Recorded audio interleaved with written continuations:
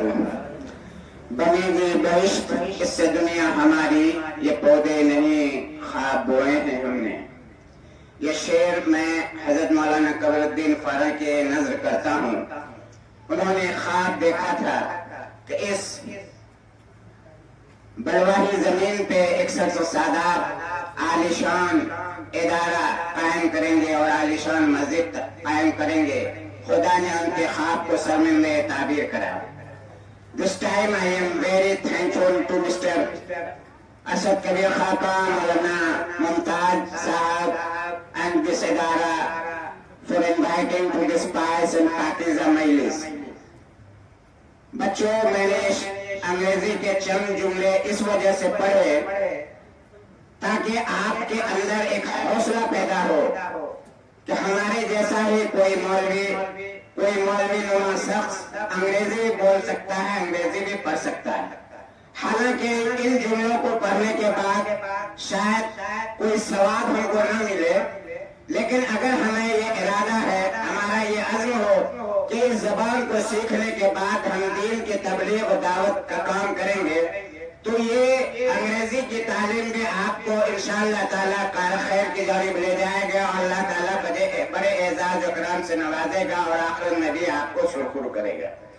بظاہر یہ چند جملے جو معنی کے اعتبار سے یہ کہتے ہیں کہ مجھے شکریہ کا موقع ہے کہ مولانا کبیر فارغ خاقان صاحب ارشد خاقان نے یہاں دعوت دی، مگر میں آپ سے یہ کہنا چاہتا ہوں کہ ان جملوں کے بدلے اگر اتنی ہی دیر آپ اعوذ باللہ من الشیطان الرجیم بسم اللہ الرحمن الرحیم پڑھیں اور الحمدللہ رب العالمین یہ پڑھیں، تو ان حروف کے بدلے میں آپ کے نام اعمال میں، آپ کے خزینے میں اللہ تعالیٰ بہت ساری نیکیاں دیں گے۔ میں نے علماء کرام سے سنا ہے قرآن شریف کے اگر ایک حرف اگر وضو کے ساتھ پڑھا جائے تو اس میں 100 نیکی ملتی ہے، کھڑے ہو کے نماز میں پڑھیں گے تو۔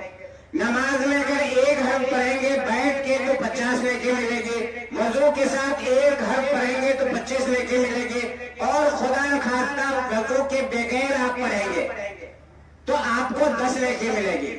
وضو کے بغیر آپ قرآن پڑھ سکتے ہیں، قرآن چھونا شاید منع ہے لیکن پڑھنا منع ہے، شاید میں صحیح کہہ رہا ہوں یا غلط۔ اگر آپ ان الفاظ کو پڑھیں گے تو آپ کے خزانے میں چند لمحوں میں 150-200 نیکیاں ملیں گی۔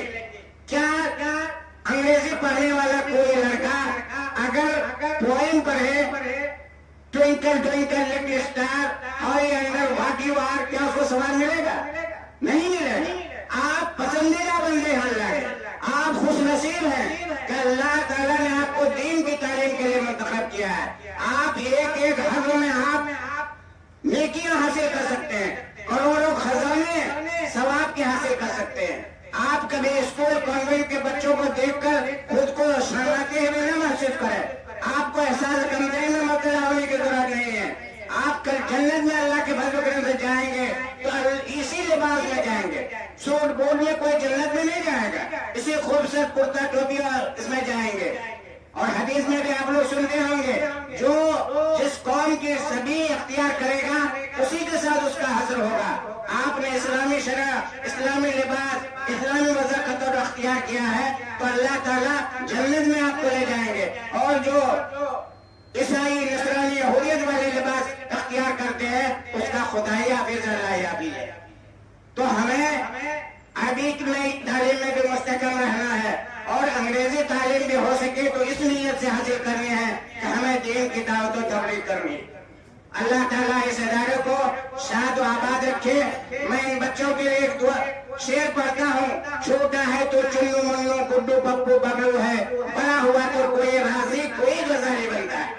کون تھا وہ راضی، کون تھا وہ غزالی، کون تھے ابو حنیفہ، کون تھے امام مالک؟ یہی بچے تھے جو چھوٹے میں ننھے منھے اور چپکے اور ناک سے پانی بہنے والا، لیکن کل تعلیم کی بدولت اپنے بڑے مقام حاصل کیا انہوں نے۔ آپ بھی عزم کریں، ارادہ کریں، کوئی لکھا ہوا نہیں ہے کہ دلی اور گجرات کا ہی مولانا بڑا ہو سکتا ہے، آپ کے سرزمین کے بچے بھی بڑے سے بڑے اعلیٰ مقام حاصل کر سکتے ہیں۔ آپ ارادہ کریں کہ انشاءاللہ تعالیٰ اس مقام کو حاصل کریں گے. بہرحال آخر میں ایک شعر اور مولانا ممتاز صاحب، یہ گلشن فلاح ہے اس کے پاس میں ہے آپ، یہ گلشن فلاح اس کے پاس میں ہے آپ. مولانا ارشد کبیر خاکہ صاحب، انہیں زروں کو چمکا کر ہمیں خورشید کرنا ہے. انہیں نیک دعاؤں کے ساتھ خدا حافظ.